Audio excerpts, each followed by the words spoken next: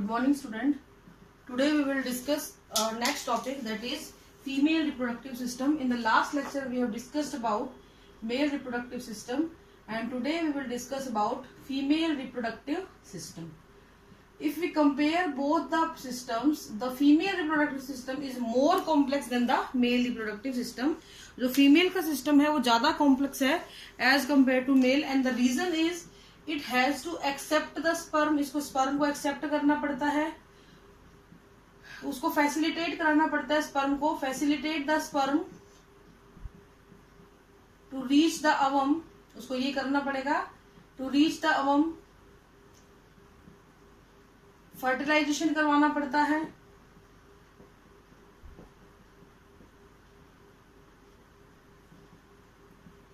Fertilisation कराना पड़ता है, और इसके अलावा पोस्ट जाइगोटिक चेंजेस को भी एक्सेप्ट करना होता है. पोस्ट जाइगोटिक चेंज मतलब प्रेगनेंसी के बाद जो बच्चा डेवलप होता है, वो सारी चीजें.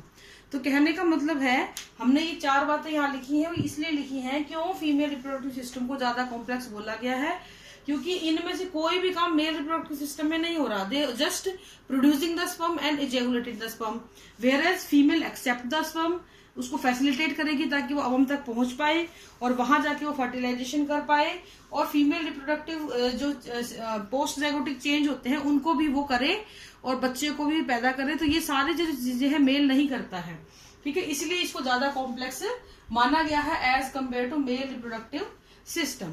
If we are talking about the parts of the female reproductive system, then it has different parts, like it has ovaries, it has fallopian tubes,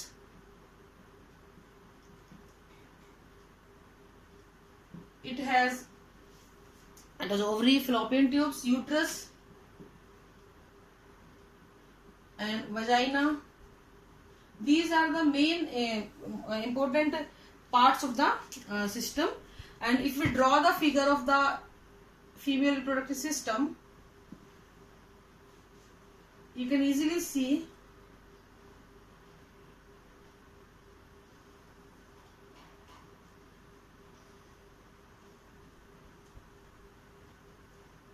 this is the structure of female reproductive system.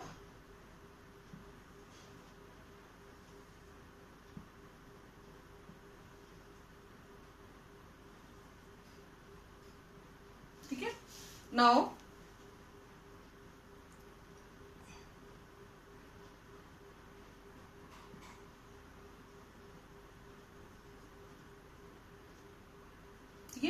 okay, now here is the ovaries. On the both side,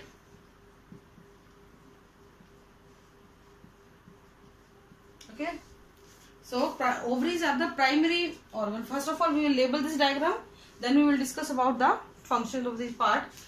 This is known as ovary, left or right, तो हम एक तरफ ही लिखेंगे ovary.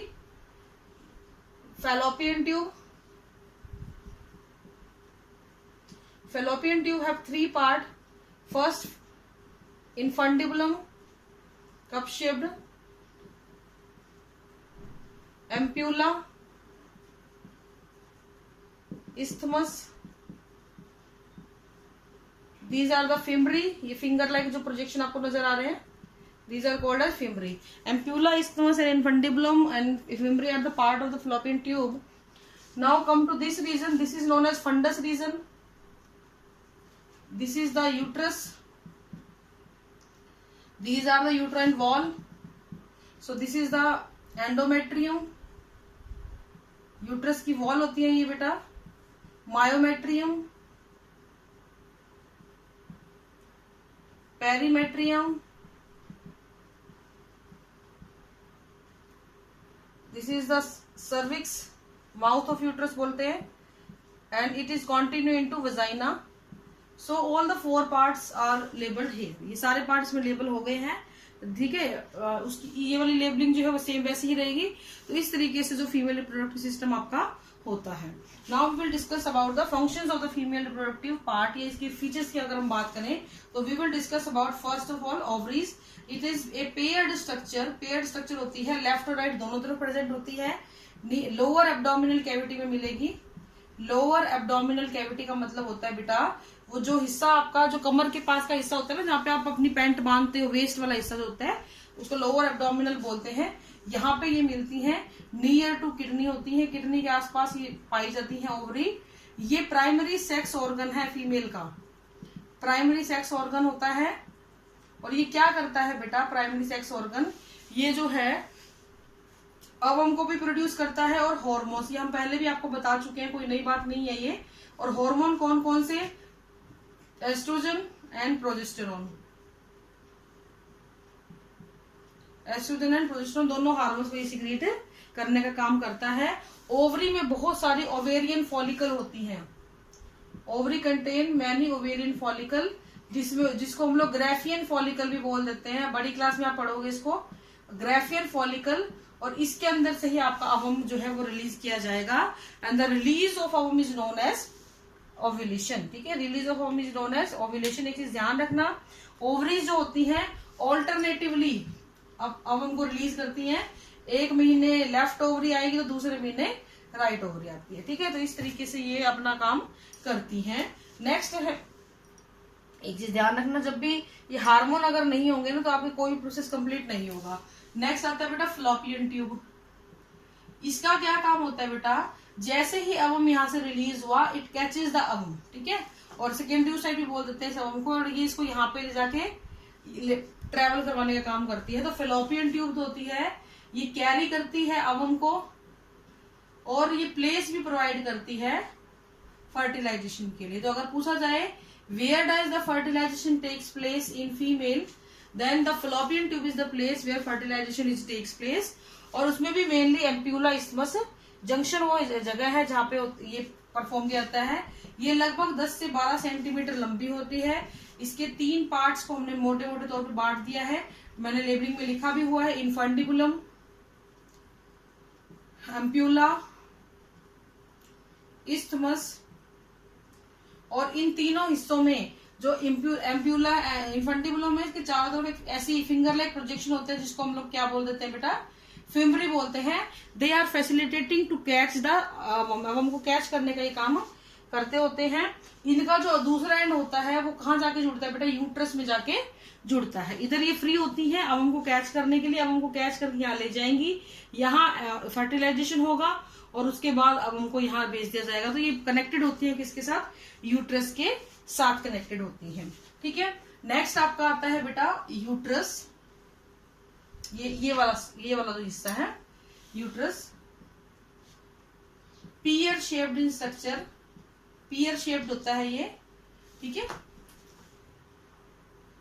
Pouch like structure है, pouch like structure होती है। इसकी जो वॉल होती है वो 3 होती हैं, एंडोमेट्रियम, मायोमेट्रियम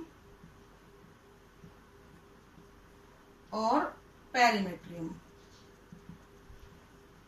ठीक है, एंडोमेट्रियल वॉल जो होती है वो रिचली सप्लाइड विद ब्लड होती है और जायगोट को प्लांट करने का काम करती है, सबसे ज्यादा ये होती है।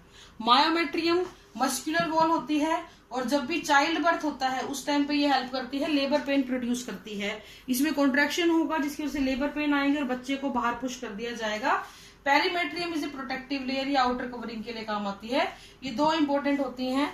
एंडोमेट्रियम जायगोट को ब्लड सप्लाई वगैरह जो भी प्लेसेंटेशन इम्प्लांटेशन होना है ना वो इसी जगह पे होना है, जबकि मायोमेट्रियम चाइल्ड बर्थ के टाइम पे हेल्प करेगी वायरस कॉन्ट्रैक्शन करके। ठीक है, और इस हिस्से में बच्चे का डेवलपमेंट होगा। ये जो हिस्सा है ना यहाँ पे एक बच्चा जो होता है वो डेवलप किया जाता है, यानी कि जब भी जायगोट आएगा वो इम्प्लांट होगा और धीरे धीरे बड़ा होके वो क्या बन जाता है बेटा, एक बच्चा बन जाता है जो धीरे धीरे यहीं से अपना नरिशमेंट लेके ग्रोथ करना शुरू करता है। तो uterus is the place where the embryo develop, baby नहीं एम्ब्रियो डेवलप होगा, फीटस बनेगा, फिर और बड़ा बच्चा बनेगा और धीरे धीरे वो एक्सपेल आउट हो जाएगा। ठीक है, next comes the last part of the female reproductive system, that is vagina. ये वाला हिस्सा, mouth of uterus is known as cervix, मैंने लिखा हुआ है यहाँ पे सर्विक्स। वजाइना जो होती है ये फीमेल जो सर्विक्स है it is continue into the vagina.